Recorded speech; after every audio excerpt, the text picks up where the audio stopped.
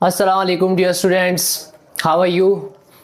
तो मेरा नाम है इमरान खान, आपको हाकानम चैनल में वेलकम कहता हूँ।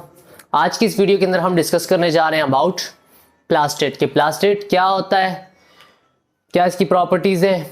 वेरी इंपॉर्टेंट टॉपिक है, एमडी के पॉइंट ऑफ व्यू से भी, एग्ज़ाम के पॉइंट ऑफ व्यू से भी और कॉन्सेप्ट के पॉइंट ऑफ व्यू से भी। एग्ज़ाम हो ना हो लेकिन आपको पता होना चाहिए कि पौधे कैसे खुराक बना रहे होते हैं।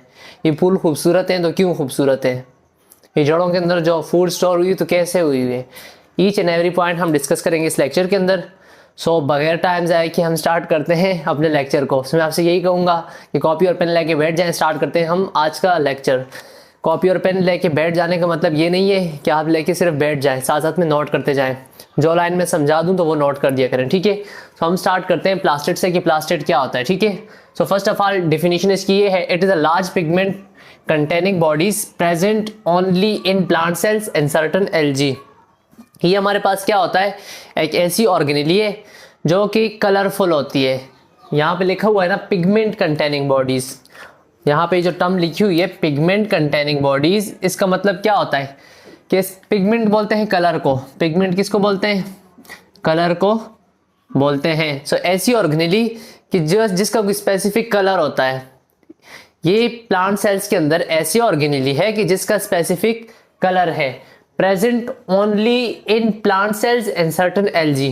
प्लास्टिड की सबसे बड़ी खासियत क्या है कि ये यूनिक है। यूनिक का मतलब क्या है कि ये हमारे पास सिर्फ और सिर्फ प्लांट सेल्स के अंदर ही ज़्यादातर प्रेजेंट होती है। और सिंगल सेल ऑर्गेनिजम्स जैसे हमारे पास प्रोटिस्ट हो गया, एल्गी हो गई, इनके अंदर भी प्रेजेंट होता है। लेकिन मोस्टली प्लास्टिड जो होता है कहाँ प्रेजेंट होता है, प्रेजेंट होता है प्लांट सेल्स के अंदर। ये क्या है, एक पिगमेंट कंटेनिंग मतलब एक कलरफुल बॉडी है। आप अगर प्लांट का सेल देखोगे ना तो प्लांट का सेल मैं सिंपल एक समझा देता हूँ। आपने पत्ते देखे हैं, पत्ते ग्रीन नजर आते हैं कि नहीं, क्यों ग्रीन नजर आते हैं, क्योंकि उनके अंदर प्लास्टिड है।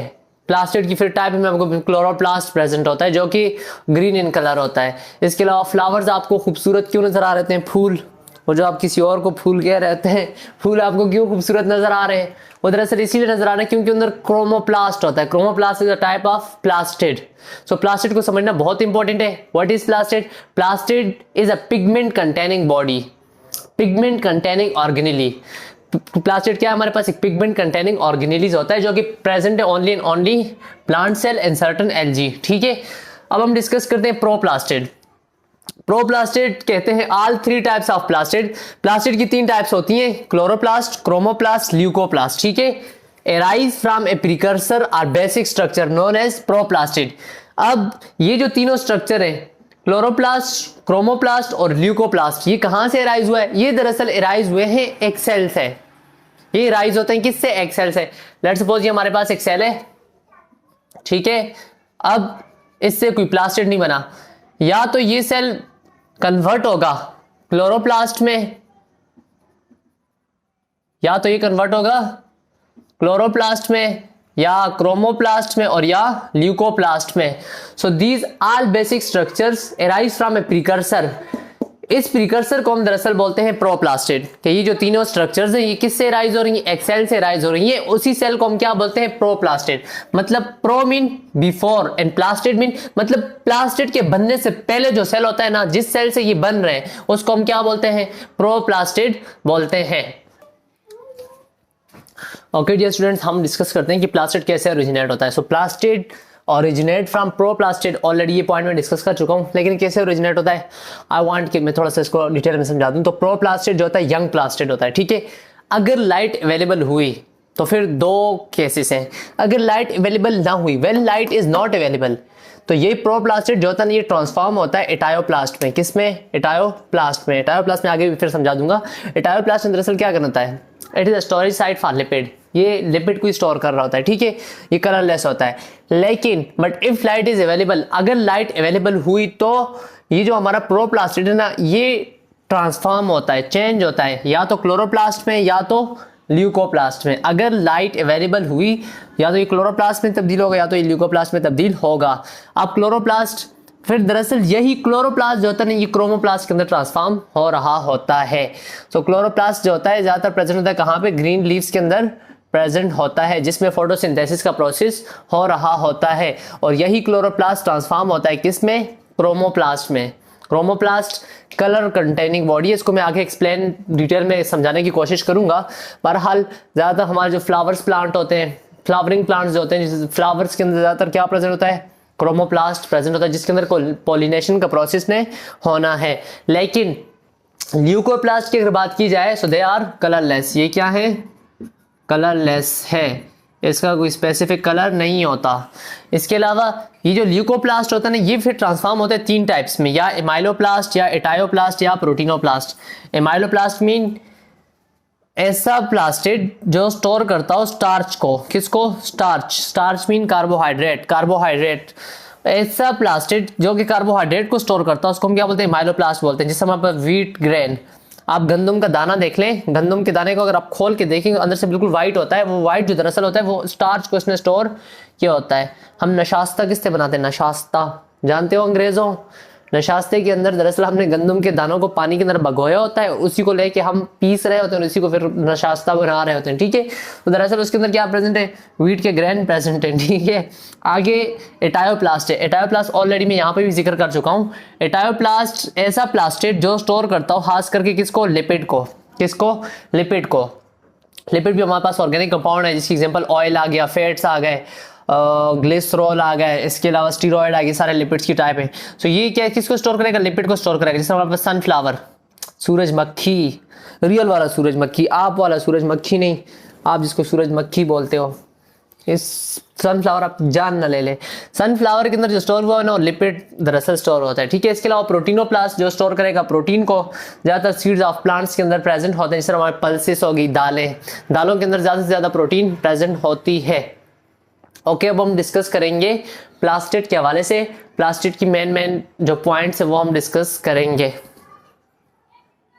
अब एक प्रोप्लास्टिड था, वो प्रिकर्सर था, उससे क्या बन गए? प्लास्टिड बन गए। अब प्लास्टिड 3 किस्म के हो सकते हैं, ऑलरेडी यहाँ पे मैंने नाम मेंशन किए हुए हैं। या तो वो क्लोरोप्लास्ट होगा, या तो वो क्रोमोप्लास्ट होगा, और या तो वो ल्यूकोप्लास्ट होगा। सो इन तीनों में से कोई एक हो सकता है। ठीक है, अब हम डिस्कस करते हैं 1 by 1 types of plastid on the basis of their structure. इनकी स्ट्रक्चर की बेसिस के ऊपर, मेन जो चीज है वो है कलर, कलर की बेसिस के ऊपर, एंड फंक्शन की बेसिस के ऊपर। प्लास्टिड जो होते हैं इनको क्लासिफाई किया ये 3 क्लासेस में, और ये तीनों इंटर कन्वर्टेबल भी हैं। ये वेरी इंपॉर्टेंट पॉइंट है कि ये जो तीनों टाइप्स हैं, क्लोरोप्लास्ट, क्रोमोप्लास्ट, ल्यूकोप्लास्ट, ये तीनों आपस में इंटर कन्वर्टेबल है। कहने का मतलब ये है कि ये एक से दूसरे के अंदर तब्दील हो सकते हैं। इंसानों के चेहरे जो बदल रहे होते हैं, सो सेम केस जो प्लास्टिड की जो तीनों टाइप्स हैं ये बदल सकते हैं। ठीक है, इंटर कन्वर्टेबल है। So first of all we will discuss about the chloroplast कि क्लोरोप्लास्ट क्या होता है। सबसे इंपॉर्टेंट भी यही है। क्लोरोप्लास्ट, सबसे पहले हम स्टार्ट करते हैं इसकी मीनिंग से।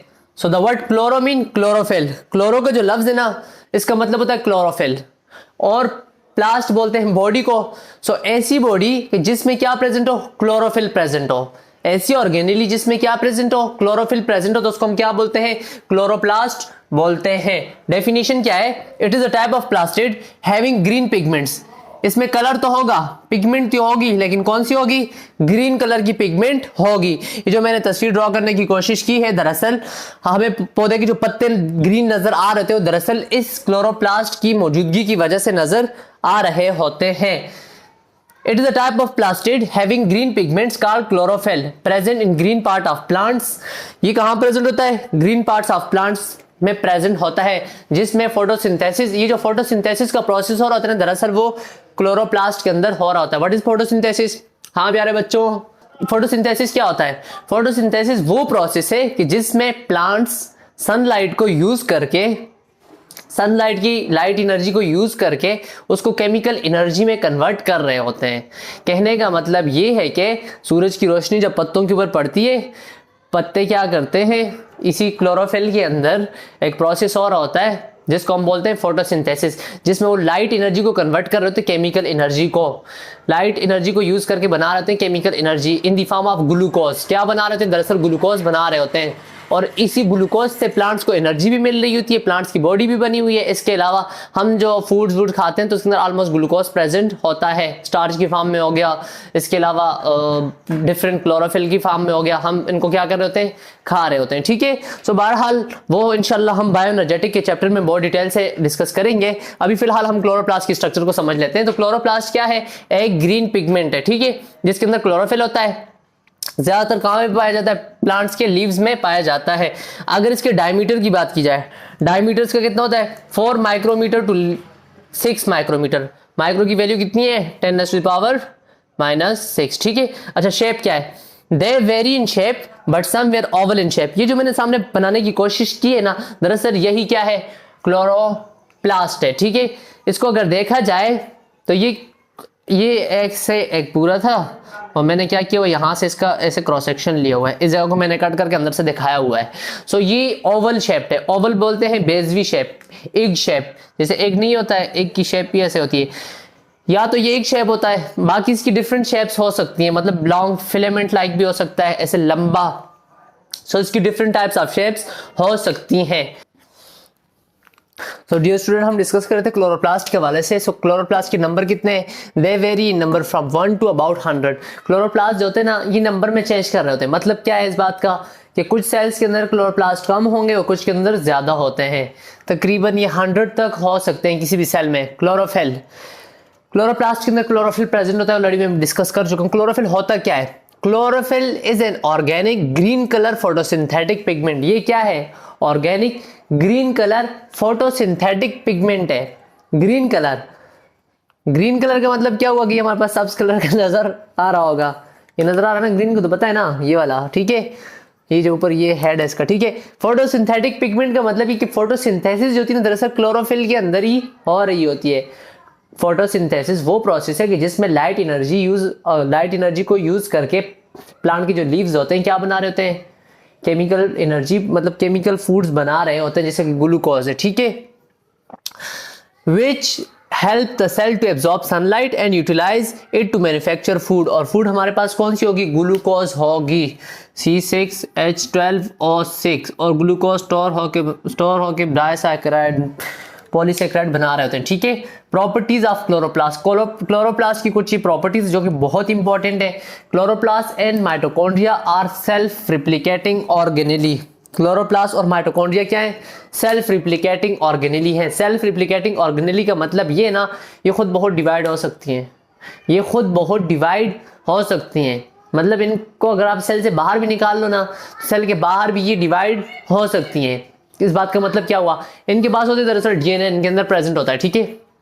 इनके पास डीएनए है, प्रोटीन ये अपने लिए सिंथेसाइज कर सकती है। इनके पास राइबोसोम है, ऑलरेडी मैं डिस्कस कर चुका हूँ कि डीएनए जो राइबोसोम होता है 77 वर्ग का, क्लोरोप्लास्ट के पास भी होता है। इसके अलावा जो माइटोकॉन्ड्रिया है, इन दोनों के पास 77 वर्ग के राइबोसोम प्रेजेंट होते हैं, प्रोटीन की सिंथेसिस कर सकते हैं। डीएनए के पास है, तो ये मजे से खुद डिवाइड हो सकता है। इनके हवाले से कुछ थ्योरी भी पेश की गई है, मेम्ब्रेन इनफोल्डिंग थ्योरी, जिसमें ये कहते हैं कि ये पहले अपने लिए एक अलग से सेल थे, ये मजे से ये इवॉल्व हुए बैक्टीरिया से, ये अलग से सेल थे, मजे से रह रहे थे। फिर आहिस्ता आहिस्ता जब एवोल्यूशन हुई, एवोल्यूशन बोलते हैं चेंजिंग, वक्त के साथ साथ देखा गया कि हमारी सेल मेम्ब्रेन ने इनको एनगल्फ कर लिया। पहले सिंगल मेम्ब्रेन थे, अब क्या है? डबल मेम्ब्रेन है। तो हमारी मेम्ब्रेन इनके ऊपर चढ़ गई और इनको अपने अंदर क्या कर दिया? एनगल्फ कर लिया। बहरहाल वो अलग टॉपिक है।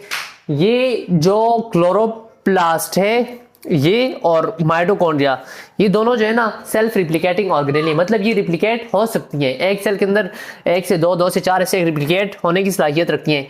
And can survive outside the cell, और ये सेल से बाहर भी रह सकती हैं। सेल से बाहर क्या कर सकती हैं? सर्वाइव कर सकती हैं। तो इनको हम ऐसे ही बोल सकते हैं कि ये एक जानदार है, मतलब सेल से जब बाहर रह सकती है तो इस मीन इट्स आर लिविंग, ये लिविंग है। सो मैंने इस जुमले को तवज्जो दें तो it is an organism with in an organism. इसको आप ऐसे भी कह सकते हो कि ये एक जानदार है और ये सेल के अंदर है। सो सेल भी क्या है? ऑर्गेनिज्म है। So it is an organism with in an organism. अभी हम डिस्कस करने जा रहे हैं अबाउट स्ट्रक्चर ऑफ क्लोरोप्लास्ट। सो मैं पहले इसको मिटा के स्ट्रक्चर, यहाँ तो मैं लिख दिया लेकिन हाफ है, मैं इसको कंप्लीट लिख देता हूँ, ठीक है। सो इसके बाद हम डिस्कस करेंगे स्ट्रक्चर ऑफ क्लोरोप्लास्ट। तो अभी हम डिस्कस करते हैं स्ट्रक्चर ऑफ क्लोरोप्लास्ट के हवाले से कि क्लोरोप्लास्ट की स्ट्रक्चर क्या है। सो फर्स्ट ऑफ ऑल इसका एनवेलप देखते हैं। एनवेलप आउटर कवरिंग को बोलते हैं, ठीक है। जो बाहर से कवरिंग है ना, दरअसल आउटर कवरिंग को और साथ में इनर जो मेम्ब्रेन, दोनों को हम एनवेलप बोलते हैं। चलिए समझते हैं। It is a double membrane structure and the outer membrane is similar to plasma membrane. चूंकि स्पेस कम तो मैंने इसलिए ये साइन यूज किया, इसका मतलब सिमिलर, ठीक है। इसकी जो आउटर मेम्ब्रेन है जो बिल्कुल बाहर प्रेजेंट है ना, तो वो बिल्कुल सेम होती है, किसकी तरह, प्लाज्मा मेम्ब्रेन की तरह होती है। While the inner membrane is infolded to a series of lamellae, जबकि इसकी जो इनर मेम्ब्रेन है ना ये इनफोल्डेड हुई होती है, और इनफोल्डेड के होने के नतीजे में यहाँ पे कुछ सीरीज बन रही होती है लैमेली के, किसके, लैमेली के कुछ सीरीज बन रही होती है। Both the membrane form the envelope about 30 nanometre thick. ये जो दोनों मेम्ब्रेन है ना ये एक एनवेलप बना रही है, एनवेलप कवरिंग को बोलते हैं, ठीक है, जो कि तकरीबन कितना होता है, 30 नैनोमीटर थिक होता है। आउटर मेम्ब्रेन, ये जो मैंने रेड कलर से ड्रॉ की हुई, this one is inner membrane, और ये इनर मेम्ब्रेन कुछ लैमेली बना रही है, ठीक है। आगे देखते हैं, आगे स्ट्रोमा। दरअसल ये जो अंदर जो स्पेस के अंदर जो फ्लूइड प्रेजेंट है, सेमी फ्लूइड इसको हम बोलते हैं। दरअसल ये हमारे पास क्या है, स्ट्रोमा होता है। सेमी फ्लूइड कंटेन प्रोटीन, इसके अंदर क्या हो सकता है, प्रोटीन हो सकते हैं, ऑयल्स हो सकते हैं, ऑयल के ड्रॉपलेट्स हो सकते हैं, एंजाइम्स हो सकते हैं, स्टार्च के ग्रेन मतलब स्टार्च के दाने, राइबोसोम्स हो सकते हैं, इसके अलावा डीएनए प्रेजेंस हो सकता है। मतलब इस स्ट्रोमा ये मैंने यहाँ पे मेंशन भी किया हुआ है, स्ट्रोमा इस जगह को बोलते हैं, ठीक है। इसके अंदर राइबोसोम, प्रोटीन, ऑयल के ड्रॉपलेट्स, इसके अलावा स्टार्च ग्रेन्स वगैरह वगैरह, डीएनए यहाँ पे प्रेजेंट होता है। इसके अलावा थाइलाकोइड सैक, थाइलाकोइड सैक से क्या मुराद है, थाइलाकोइड सैक जो होता है ना ये एक सेट है, flattened, a set of flattened sac like structures called thylakoid। दरअसल ये एक सेक लाइक स्ट्रक्चर है। सेक किसको बोलते हैं, जैसे गुब्बारे नुमा या थैली नुमा एक स्ट्रक्चर है, इसको हम क्या बोलते हैं, थाइलाकोइड बोलते हैं, ठीक है। और अगर सिंगल को देखा जाए तो ये क्या है, एक थाइलाकोइड है। ये ऐसे एक थाइलाकोइड है, इसके नीचे दूसरा है, इसके नीचे तीसरा, ऐसे ऐसे ऐसे थाइलाकोइड बहुत सारे प्रेजेंट होते हैं। So a set of flattened sac like structures called thylakoid that are embedded in the stroma, जो कि कहाँ पे इम्बीड हुए हैं, कहाँ पे लटके हुए हैं, कहाँ पे प्रेजेंट है, दरअसल स्ट्रोमा के अंदर ये प्रेजेंट होते हैं, ठीक है। सराउंडिंग बाय थाइलाकोइड मेम्ब्रेन, जिसको एक मेम्ब्रेन ने कवर किया हुआ है, और उसको हम क्या बोलते हैं, हमारे पास क्या थाइलाकोइड की मेम्ब्रेन है। विच कंटेन फोटोसिंथेटिक पिगमेंट, ये जो फोटोसिंथेटिक पिगमेंट होती है ना, दरअसल वो इस थाइलाकोइड मेम्ब्रेन के अंदर प्रेजेंट होता है। मतलब इस थाइलाकोइड के अंदर ही फोटोसिंथेटिक पिगमेंट प्रेजेंट है, जिसकी वजह से हमें ग्रीन नजर आ रहा होता है, ठीक है। आगे चलते हैं, ग्रेना। ग्रेना किसको बोलते हैं, the thylakoid sac are stacked on the top of one another.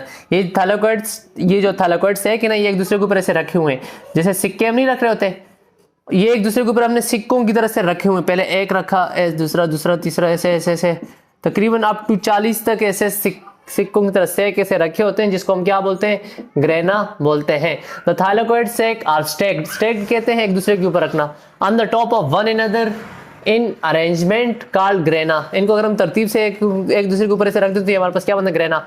The grana become green due to presence of chlorophyll. Already हम डिस्कस कर चुके हैं कि एक थाइलाकोइड सैक के अंदर क्या होता है, फोटोसिंथेटिक पिगमेंट होता है, और ये थाइलाकोइड सैक को हमने ऐसे ऐसे ऐसे बना के रखा हुआ है। सो ये जब एक थाइलाकोइड सैक के पास पिगमेंट है तो सबके पास पिगमेंट है, तो ये हमें पूरा कैसे नजर आएगा, ग्रीन कलर का नजर आएगा, जो कि यहाँ पे लिखा हुआ है, the grana become green due to presence of chlorophyll. On average there are 40 or more thylakoid pile to form 1 granum. एक ग्रेनम के बनाने के लिए तकरीबन 50 ऐसे थाइलाकोइड सैक्स होते हैं, ठीक है। इसके अलावा इंटरग्रेना कहते हैं ये एक थ्रेड लाइक कनेक्शन है, जो कि एक इस ग्रेनम को दूसरे ग्रेनम के साथ क्या कर रहा है, कनेक्ट कर रहा है। ये जो थ्रेड लाइक स्ट्रक्चर्स हैं जो एक ग्रेनम को दूसरे के साथ कनेक्ट कर रहे हैं, इसको हम क्या बोलते हैं, ये हमारे पास क्या है, इंटरग्रेना है। So this was all about the chloroplast. अभी हम डिस्कस करेंगे क्रोमोप्लास्ट के हवाले से और ल्यूकोप्लास्ट के हवाले से। ओके स्टूडेंट, अभी हम डिस्कस करते हैं क्रोमोप्लास्ट के हवाले से। ऑलरेडी मैं डिस्कस कर भी चुका हूं, the word chromo mean colour and plast mean body. ये दरअसल ऐसी ऑर्गेनेलिज होंगी जो कि कलरफुल इन नेचर होंगी अदर देन ग्रीन। क्लोरोप्लास्ट क्या था, ग्रीन था।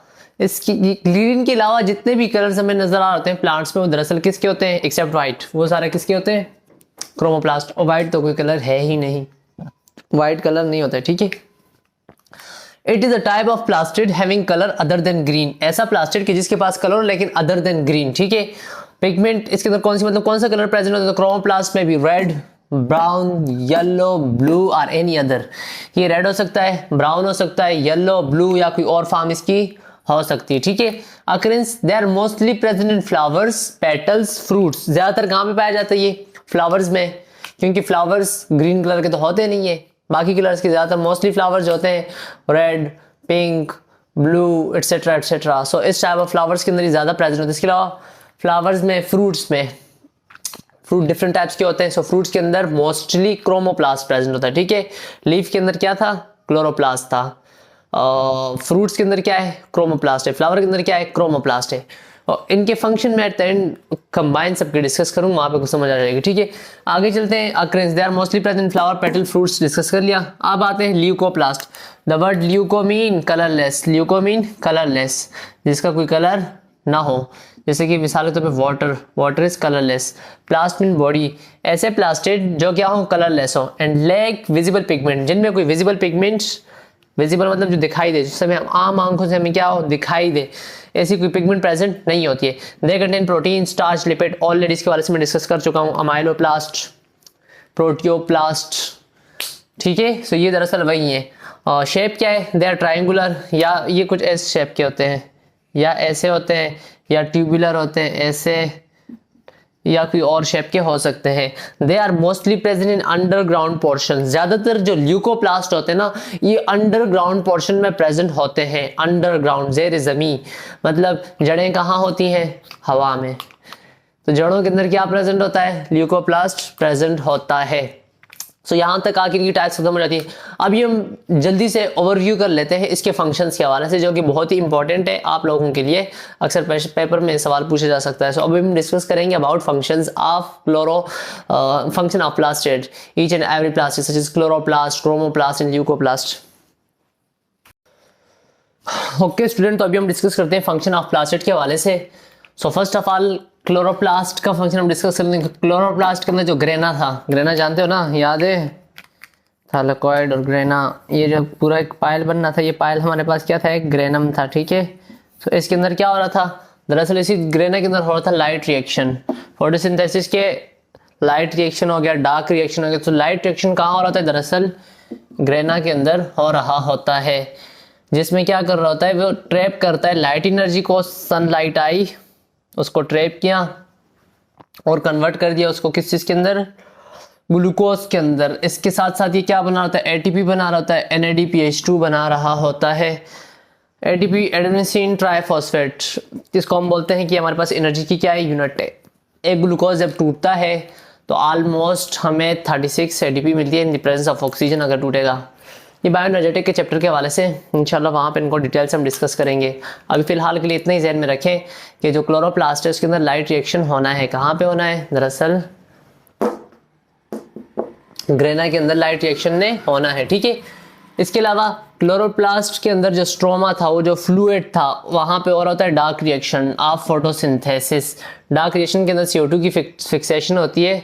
दरअसल इसी CO2 से ही बनना होता है हमारा शुगर, और ये कहाँ बनना होता है? स्ट्रोमा के अंदर बन रहा होता है। इसके अलावा chromoplast are present in flowers. Chromoplast कहाँ प्रेजेंट होते हैं? फ्लावर में प्रेजेंट होते हैं, जो कि अट्रैक्ट कर रहे थे इंसेक्ट्स को फॉर पॉलिनेशन। बोलते हैं transfer of pollen grain from the anther to the stigma. एक पौधे से दूसरे पौधे के अंदर जो पोलन ग्रेन ट्रांसफर हो रहे होते हैं ना, दरअसल उसको हम पॉलिनेशन बोलते हैं, ठीक है। सो पॉलिनेशन के अंदर कौन हेल्प कर रहा है? इन chromoplast are present in flower attracting insect for pollination. So chromoplast क्या कर रहा है? ये अट्रैक्ट कर रहा होता है इंसेक्ट को, किसके लिए? पॉलिनेशन के लिए। इसके अलावा chromoplast are present in fruits attracting animal and birds for dispersal of seed. ये फ्रूट्स के अंदर भी प्रेजेंट है। तो एनिमल्स क्या कर रहे हैं? फ्रूट्स को खा रहे होते हैं। जब फ्रूट्स को खाएंगे तो उसके अंदर से जो बीज होगा वो निकल जाएगा और कहीं पे फेंक देंगे, तो वहां पे वो पौधा दोबारा उग जाएगा। सो इट्स मीन उस पौधे की जो नस्ल है वो क्या हो रही है? बढ़ती जा रही है, ठीक है। इसके अलावा जो ल्यूकोप्लास्ट था, help in storage of food. ये क्या कर रहा था? फूड की स्टोरेज के अंदर हेल्प कर रहा था, जैसे कार्बोहाइड्रेट, ऑयल्स, प्रोटीन, इनको स्टोर करने के अंदर ये हेल्प कर रहा था। ये दरअसल क्या कर रहा होता है? ग्लूकोज को कंबाइन करके स्टार्च बना रहा होता है, या प्रोटीन या लिपिड्स वगैरह वगैरह ऐसी इनको कंबाइन, जो इनके मोनोमर्स होते हैं इनको कंबाइन करके पॉलीमर्स बना के इनको स्टोर कर रहा होता है, जो कि इन फ्यूचर इनको यूज़ करने के लिए ज़रूरत पड़ सकती है, ठीक है। आज का लेक्चर यही तक था। होपफुली आपको लेक्चर समझ में आया होगा। इफ़ एनी पॉइंट अगर आपको समझ में नहीं आई है तो कमेंट में बता दीजिएगा मुझे। ओके जी। मिलते हैं इंशाल्लाह अगले लेक्चर में, तब तक पढ़ाई करते रहिएगा। All the very very best.